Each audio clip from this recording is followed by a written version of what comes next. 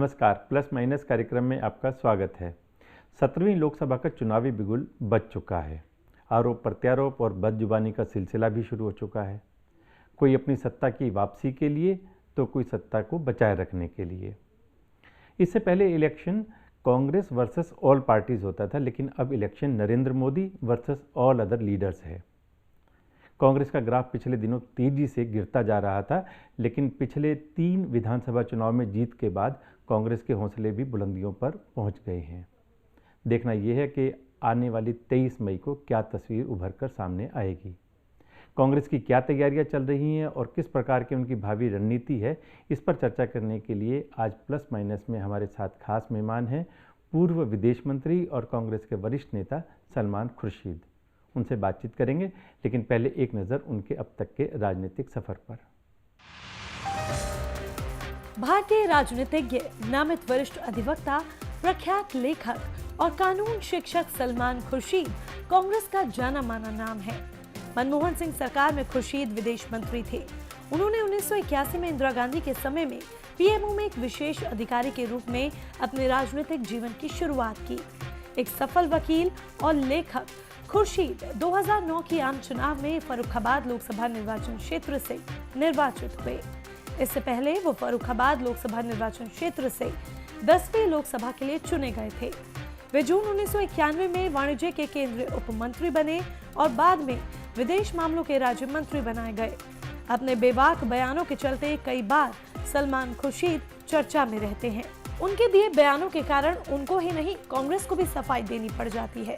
बावजूद इसके कांग्रेस में उनके कद का अंदाजा इसी बात से लगाया जा सकता है कि फर्रुखाबाद लोकसभा निर्वाचन क्षेत्र से खुर्शीद ने राहुल गांधी को फिर से भरोसा दिखाया है और उनको फिर से टिकट दी है। कई बार विवादों के केंद्र में आ चुके सलमान खुर्शीद पिछले लोकसभा चुनाव 2014 में इसी सीट पर ही बुरी तरह से हार गए थे और वो चौथे नंबर पर रहे थे। इस बार बदले हालातों के कारण सलमान खुर्शीद अपनी जीत तय मानकर चल रहे हैं। कांग्रेस को लेकर भी उनके बड़े बड़े दावे हैं। आज प्लस माइनस कार्यक्रम में हमारे चेयरमैन राकेश गुप्ता आपको मिलवा रहे हैं मनमोहन सिंह की सरकार में विदेश मंत्री रहे सलमान खुर्शीद से। खुर्शीद साहब, आपका कार्यक्रम में स्वागत है। यूपी में कांग्रेस लगभग समाप्ति पर है और आप फर्रुखाबाद से इलेक्शन लड़ रहे हैं। ऐसे में किस प्रकार का भविष्य आप देखते हैं? देखिए, चुनाव में कुछ भी हो सकता है। परिस्थितियां बदलती हैं, लोगों की सोच बदलती है, समय बदलता है। भारतीय जनता पार्टी एक समय में पूरे भारतवर्ष से 2 सीटें जीत के आई थी। हम तो तब भी पूरे देश में 44 सीटें जीत कर आए थे। उत्तर प्रदेश में परिस्थितियां जो थीं वो विशेष तौर पर हमारे विपरीत थी। मालूम था कि हम लड़ रहे हैं, एक संघर्ष है, लेकिन ये अंदाज़ा नहीं था कि इतना बुरा होगा। पहले, दूसरे, तीसरे, चौथे का प्रश्न है तो बहुत कुछ पिछले चुनाव में, कम से कम मेरे क्षेत्र में बहुत कुछ इस तरह से समीकरण बने थे कि वोट कुछ जात और धर्म को लेकर बहुत व्यापक रूप से बढ़ गया था। लेकिन इसका सामना करना है। हम लोग पार्टी की ओर से, मैं निजी तौर पर, हम लोग प्रयास करते रहे हैं कि हम लोग अपने लोगों से जुड़े रहें और हमारे पास अच्छे कार्यकर्ता हैं। उन्होंने मुझे बहुत सम्मान जीवन में दिलवाया है, तो मैं उनको छोड़कर कहीं जा भी नहीं सकता था। मुझे उन्हीं के साथ रहना है और अब जो भी होगा, भविष्य में जो भी होगा, उसको मानते हुए आगे बढ़ना होगा। स्थिति में परिवर्तन आया है, लेकिन हम ये नहीं कहते हैं कि परिवर्तन इतना आ गया है कि हम पूरा उत्तर प्रदेश जो है स्वीप करेंगे। ऐसा नहीं है। एक बार और हमें मिलकर चुनाव लड़ना होगा, कुछ लोगों के साथ मिलकर चुनाव लड़ना होगा। ऐसा संभव नहीं हुआ। ऐसा लगता है कि उत्तर प्रदेश में ऐसा संभव नहीं हुआ। हमने उसका सम्मान किया कि जो लोग समझते हैं कि उनके लिए अकेले लड़ना बेहतर होगा, हम उसका सम्मान करते हैं। लेकिन ये उम्मीद करते हैं कि लक्ष्य हम सबका एक ही है और वो लक्ष्य ये है कि हमें भारतीय जनता पार्टी को हराना है। आपको लगता है एसपी बीएसपी के साथ अगर कांग्रेस का गठबंधन हो जाता तो कांग्रेस को कहीं फ़ायदा होता? उनको भी फ़ायदा होता। देखिए, गठबंधन जब होता है तो गिव एंड टेक की बात होती है, आप कुछ देते हैं, कुछ आप पाते हैं।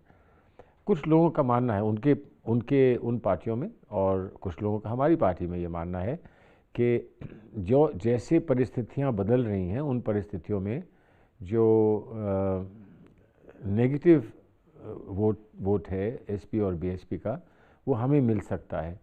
और अगर हम उनके साथ गठबंधन करते हैं तो फिर हम पर वो दोष हम पर भी आएगा, क्योंकि हम उनके साथ गठबंधन में हैं।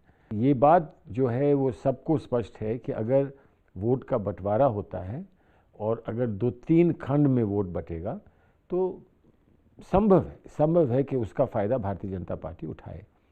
लेकिन ये भी हो सकता है कि हम लोग अलग अलग लड़ें और तब भी जो परिणाम हैं वो अच्छे हों और हम जो कुछ करना चाहते हैं उसमें करने में सफल हों। खुर्शीद साहब, हमेशा कांग्रेस मुस्लिम अपीजमेंट का काम करती थी, मुसलमानों को खुश करती थी और उसे एक वोट बैंक की तरह से इस्तेमाल करती थी। लेकिन अब आकर के कांग्रेस ने थोड़ी अपनी रणनीति बदली है और सॉफ्ट हिंदुत्व का रास्ता अपनाया है।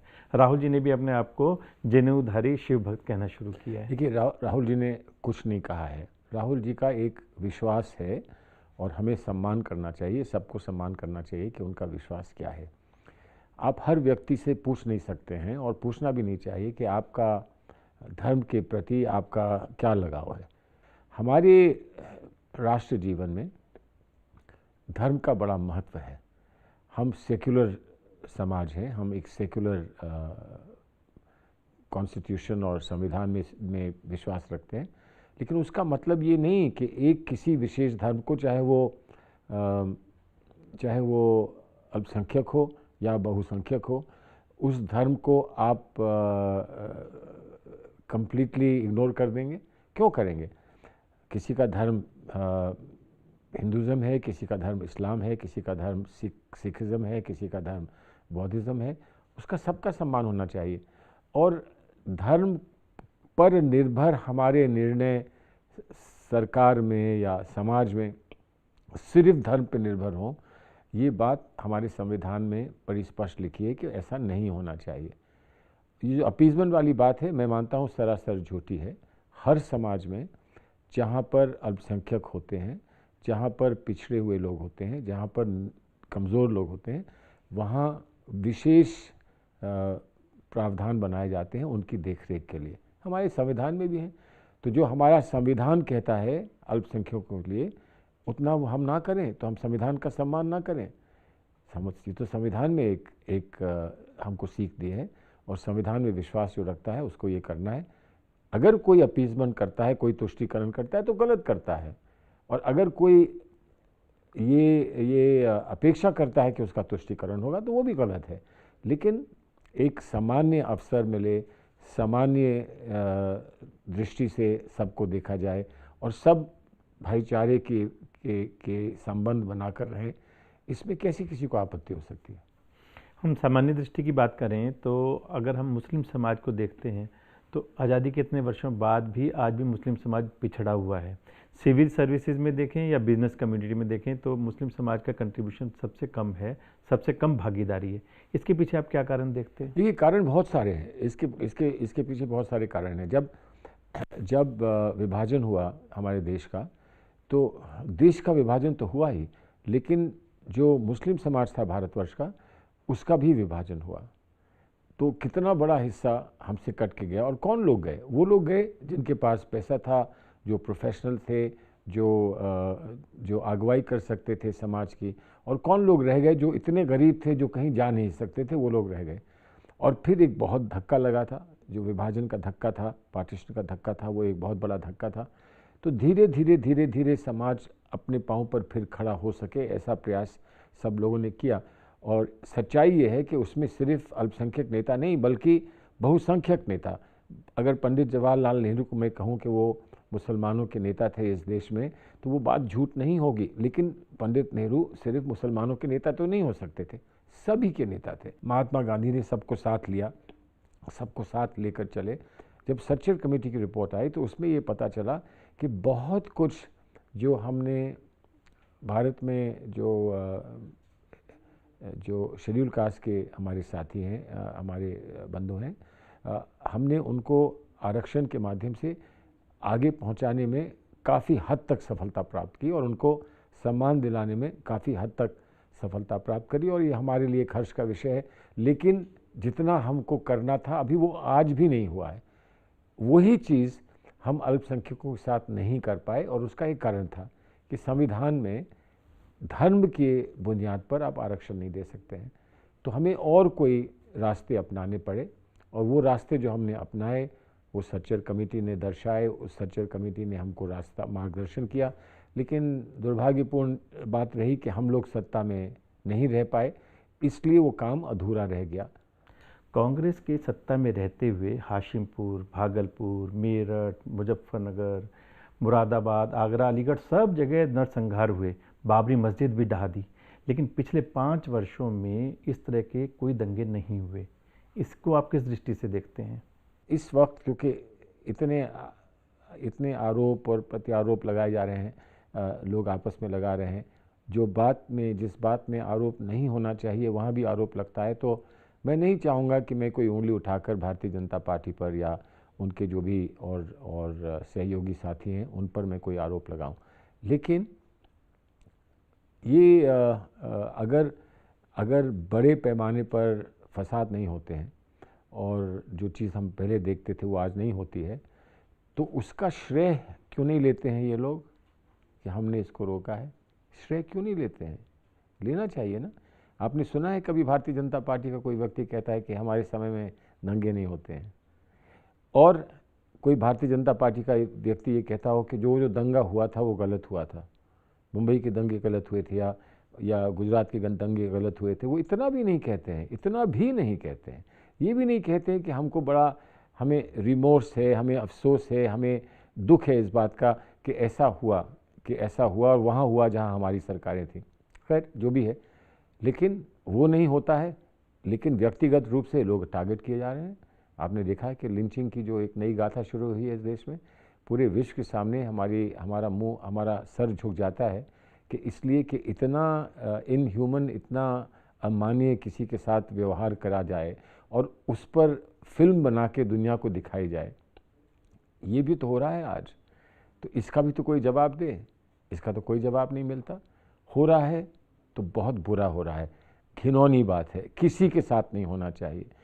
कोई किसी धर्म से संबंधित हो, किसी के साथ ऐसा नहीं होना चाहिए। मैं तो मानता हूँ कि जानवर के साथ ऐसा नहीं होना चाहिए, लेकिन हो रहा है। इस बात को ये सरकार समझ जाए, इस बात को जो सत्तारूढ़ पार्टी है वो समझ जाए, तो देश के प्रति सबसे बड़ी देशभक्ति का सबूत होगा। और अगर इसको नहीं कोई समझता है तो मैं मानता हूँ कि उसको अगर एंटी नेशनल कहा जाए या देश विरोधी कहा जाए तो वो बात झूठ नहीं होगी, गलत नहीं होगी। खुर्शीद साहब, पुलवामा की घटना के बाद भारतीय सेना ने जो कुछ किया, आपको लगता है उसके कारण से बीजेपी को राजनीतिक दृष्टि से कहीं ना कहीं लाभ मिलेगा? हो जाए तो अच्छा है, भारत को लाभ मिलना चाहिए। ये कोई क्यों नहीं कह रहा है कि इससे भारत को लाभ मिला? ये कोई क्यों नहीं कह रहा है कि इससे हम मजबूत हुए हैं? ये कोई क्यों नहीं कह रहा है कि अगर इसको करना है तो हम फिर करेंगे? ये कोई क्यों नहीं कह रहा है? लोग यही कह रहे हैं कि इसको भारतीय जनता पार्टी को लाभ मिलेगा। भारतीय जनता पार्टी के लोग कह रहे हैं कि हम इसका लाभ लेंगे, हम 22 सीटें यहाँ लेंगे, हम 44 सीटें यहाँ लेंगे, हम 10 सीटें यहाँ लेंगे। क्यों? ये तो हम सब का दायित्व था कि अगर हमारे देश पर हमला होता है, चाहे गोपनीय रूप से हो, चाहे मुखर रूप से हो, हमारे देश पे हमला होता है तो उसका जवाब देश को देना है, भारतीय जनता पार्टी को नहीं देना है, देश को देना है। और ये फौज देश की है, हम सब की फौज है और हम सबको गर्व है इस फौज पर। लेकिन हमसे ये कहा गया है कि आप कौन होते हैं गर्व करने वाले? आप कौन हैं? आप राजनीति कर रहे हैं।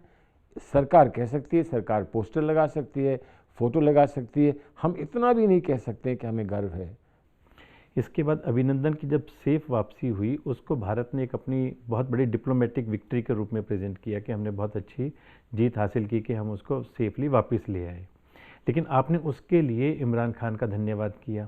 आपको नहीं लगता ये कहीं ना कहीं देश की पूरे दुनिया भर में जो एक किसने धन्यवाद? कांग्रेस ने इमरान खान का धन्यवाद किया। पता नहीं, मुझे नहीं मालूम कि उन्होंने कांग्रेस ने धन्यवाद किया नहीं किया, लेकिन पूरी दुनिया कह रही है कि इमरान खान ने ये अच्छा काम किया। और हम नहीं ये कह सकते हैं कि इमरान खान ने ये बुरा काम किया। हमारा सैनिक, हमारा वीर सैनिक हमको लौटा दिया, तो कुछ नहीं किया तो कम से कम एक समझदारी की बात की। क्या भारतीय जनता पार्टी और ये सरकार ये कहती है कि इमरान खान ने गलत काम किया वो वापस देकर हमको कह सकती है? कहना तो यही है कि काम जो किया वो ठीक किया। आप उसका तारीफ़ करना चाहते हैं, नहीं तारीफ़ करना चाहते हैं, वो आपका अपनी अपनी सोच है। वीर हमारा हमको वापस मिला, नहीं तो कितनी चिंता में हम लोग सब होते और कितनी चिंता में उसका परिवार होता। युद्ध कोई खेल नहीं है, और इसलिए अगर भारत की ओर से संयम दिखाया गया, पाकिस्तान की ओर से समझदारी दिखाई गई और युद्ध नहीं हुआ या युद्ध की ओर हम नहीं बढ़े, तो ये एक अच्छी बात है।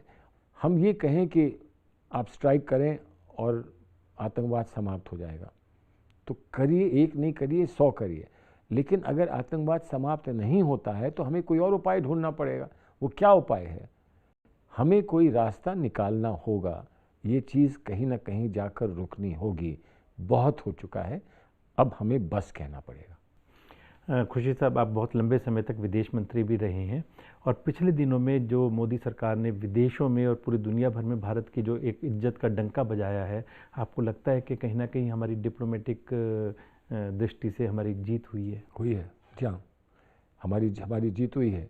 अमेरिका ने हमसे ट्रेड के मामले में सब कुछ पलट दिया है। अमेरिका ने सब कुछ पलट दिया है ट्रेड के मामले में, और हम कहते हैं कि हमारी जीत हो गई। हाफिज़ सईद को बैन करने में हमको चीन सहयोग नहीं दे रहा है, हमको हमारा साथ नहीं दे रहा है, और हम ये कहते हैं कि हमारी जीत हो गई। हमारे संबंध बांग्लादेश से, हमारे संबंध श्रीलंका से वो नहीं है जो हमारे समय में थे, और हम कहते हैं कि हमारी जीत हो गई। हमें कोई पूंजी निवेश उस स्तर पे जो प्रधानमंत्री ने वायदा किया था वो कहीं से हमको नहीं मिला, और हम कहते हैं कि हमारी जीत हो गई। इंग्लैंड में जो लोग यहाँ से घोटाला करके गए हैं, उन्हें इंग्लैंड के लोग वापस करने के लिए तैयार नहीं, और हम कहते हैं कि हमारी जीत हो गई। हाँ, हमारी जीत कहीं पर हुई है जहाँ पर यूएई में जिन लोगों को हम चाहते थे कि वो वापस भारत में आ जाएं ताकि उन पर मुकदमा चल सके और उन पर कार्रवाई हो सके, यूएई ने कुछ ना कुछ सहयोग हमें दिया है, और हमें उनका आभार प्रकट करना चाहिए। क्या रूस आज हमारे साथ वैसे संबंध रखता है जैसे इंदिरा जी के समय में रूस के संबंध हमारे साथ थे? क्या आज ईरान के साथ वो संबंध हैं हमारे, जो ईरान ने, जब अटल बिहारी जी के साथ मैं गया था जिनेवा में और मानव अधिकार आयोग के सामने हमने अपनी बात रखी थी और ईरान ने हमको सहयोग दिया था, क्या आज ऐसा है? आज ऐसा संभव है? हमको कुछ कार्रवाई में कहीं ना कहीं कुछ सफलता प्राप्त हुई है, लेकिन ये 4 साल का तो नहीं है काम, ये तो 85 साल का काम है। जो आज आवासीय भारतीय मोदी जी का स्वागत करते हैं, और हम जिन पे गर्व करते हैं कि वो आज बड़े बड़े पदों पर हैं दुनिया भर में, विश्व भर में, तो क्या वो 4 साल पहले गए थे? कि वो 2 दशक पहले गए थे? कि वो जब गए थे जब हमने नीतियाँ बनाई थी, या वो गए हैं जब मोदी जी ने नीतियाँ बनाई? हमसे ये कहा गया कि OIC में हमको दावत मिली है और सुषमा स्वराज जी जाएंगी वहाँ, और वो गई, और इसके भी बड़े ढिंढोरे पिटे कि वो देखिए पहली दफ़ा इस्लामिक देशों ने हमको बुलाया है और पाकिस्तान को बाहर कर दिया। और उसके बाद क्या प्रस्ताव पारित हुआ वहाँ? क्या प्रस्ताव पारित हुआ कश्मीर को लेके और भारत को लेके? आज यूनाइटेड नेशंस में भारत के बारे में क्या कैसी बात कही जा रही। हम यूनाइटेड नेशंस में जो सिक्योरिटी काउंसिल है उसमें स्थायी रूप से सदस्यता चाहते हैं। इसका मतलब कि यूनाइटेड नेशंस में हमारा एक लीडरशिप रोल है, और यूनाइटेड नेशंस के जनरल सेक्रेटरी या ह्यूमन राइट्स के जो इंचार्ज हैं वो हम पे उंगली उठाते हैं, हम पे प्रश्न चिन्ह लगाते हैं कि कश्मीर में हमारा व्यवहार जो कश्मीर के साधारण व्यक्तियों के साथ है वो दयनीय है। क्या ये प्रश्न उठाते हैं? क्या इसको सफलता कहा जाता है? अगर ये सफलता है तो फिर विफलता कैसी होगी? मैं इसको सोचने से भी डरता हूँ। बीजेपी जो ट्रिपल तलाक का जो कानून लेकर के आई थी, आपको लगता है उसके कारण से कहीं ना कहीं बीजेपी को इलेक्शन में फ़ायदा होगा? अब वो इलेक्शन में फ़ायदा कराना चाहते हैं तो करा लें। ट्रिपल तलाक है क्या? जब सुप्रीम कोर्ट ने कह दिया कि ट्रिपल तलाक का कोई कि कोई व्यवस्था इस्लाम में है नहीं और ट्रिपल तलाक को ख़त्म कर दिया, तो फिर किस किस्म का कानून लेकर आए? जो चीज़ है नहीं उसका कानून बना रहे हैं कि ट्रिपल तलाक नहीं है, उसको फिर से खड़ा करके फिर कानून बनाएंगे उसको ख़त्म करने के लिए। ये कैसा है? पहले ये समझना चाहिए कि 3 तलाक का प्रावधान था क्या, उसका मकसद क्या था। 3 तलाक ख़त्म हो गई, तलाक तो आज भी हो सकती है। आप किसी को तलाक देना चाहते हैं, तलाक दीजिए, तलाक हो जाती है। आज की दुनिया में आसान तरीका एक दूसरे से अलग होने का लोग ढूंढ रहे हैं, हर जगह ढूंढ रहे हैं। 1400 साल पहले ये आसान तरीका इस्लाम में शौहर को बीवी को दिया गया था। अब इसमें लोग ये कहते हैं कि ये तो शौहर का ही अधिकार है, बीवी का अधिकार नहीं है। बीवी को भी तलाक का अधिकार है, लेकिन उस तलाक को खुला कहते हैं, शौहर जो देता है उसको तलाक कहते हैं। जो आज हम दुनिया भर में ढूंढ रहे हैं, तलाश रहे हैं, वो 1400 साल पहले इस्लाम में उपलब्ध था। विदेशी फंड जो भारत में आता था उसको रोकने के लिए, उसका दुरुपयोग रोकने के लिए बीजेपी ने, एनडीए सरकार ने FCRA कानून को सख्त किया। उसके कारण से 40% उस फंड में कमी भी आई और उसका कहीं ना कहीं नुकसान इस्लामिक और क्रिश्चियन मिशनरीज़ को हुआ। आपको लगता है कि ये सक्सेस रहा? मैं नहीं जानता हूँ कि उनका किसी का नुकसान हुआ तो वो शिकायत तो करे।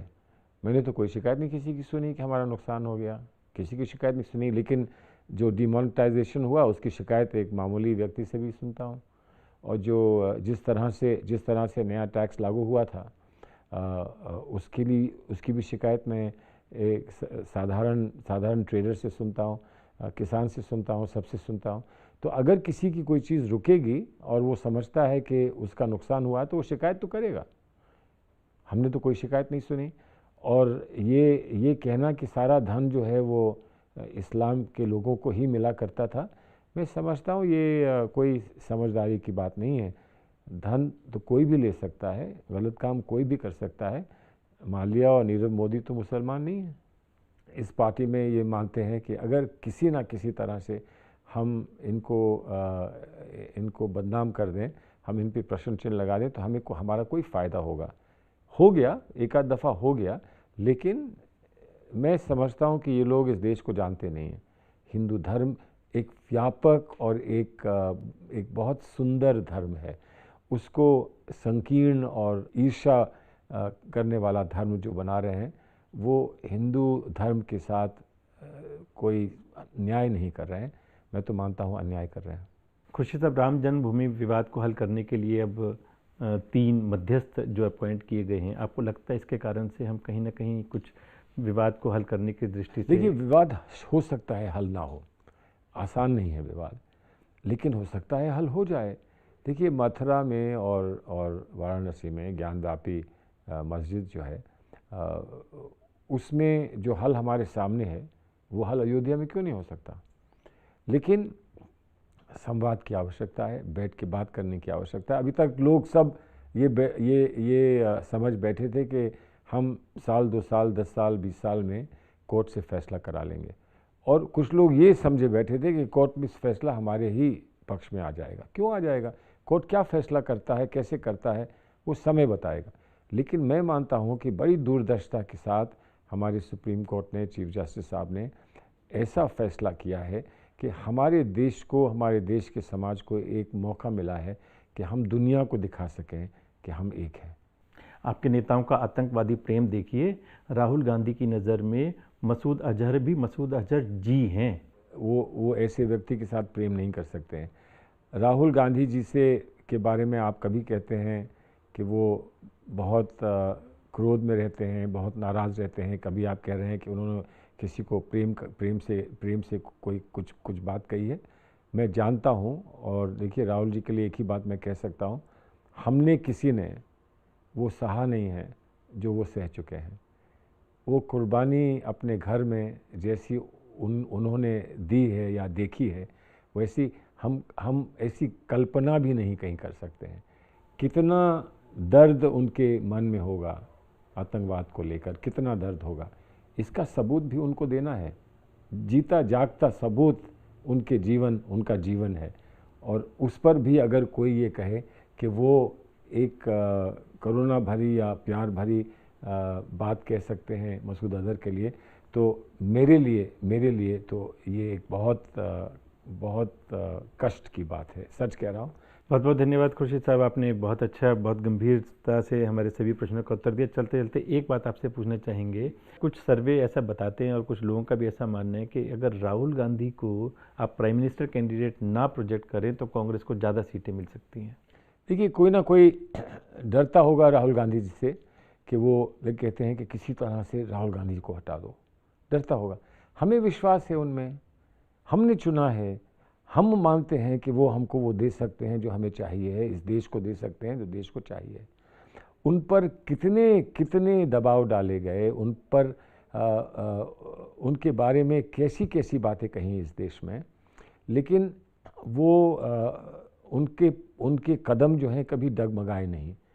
और मैं मानता हूँ और हम सबका विश्वास ये है कि आने वाले समय में उनका बड़ा उज्जवल भविष्य है। और हम अगर देखें कि कहीं पर हमको सफलता में देर भी हो रही है, तब भी जो मैक्सिमम लोग हमारे कांग्रेस पार्टी से जुड़े हैं वो ये मानते हैं कि हम इस नौजवान नेता को अपने कभी भी कहीं पीछे नहीं हटने देंगे, हमेशा उनके साथ खड़े रहेंगे, उनकी सुरक्षा में खड़े रहेंगे और अपने विश्वास को हम, ये कितना भी लोग चाह लें, कितना भी लोग कह लें, हम अपने विश्वास को कहीं पर टूटने नहीं देंगे। धन्यवाद खुर्शीद साहब, आप हमारे कार्यक्रम में आए, अपना समय दिया, धन्यवाद। ये थे हमारे साथ कांग्रेस के वरिष्ठ नेता सलमान खुर्शीद। बातें बड़ी बड़ी हैं, वायदे बड़े बड़े हैं, योजनाएं भी बहुत बड़ी हैं और सपने भी बड़े हैं। कितने हकीकत में बदलेंगे ये 23 मई को पता चलेगा। अगले सप्ताह फिर मुलाकात होगी। नमस्कार।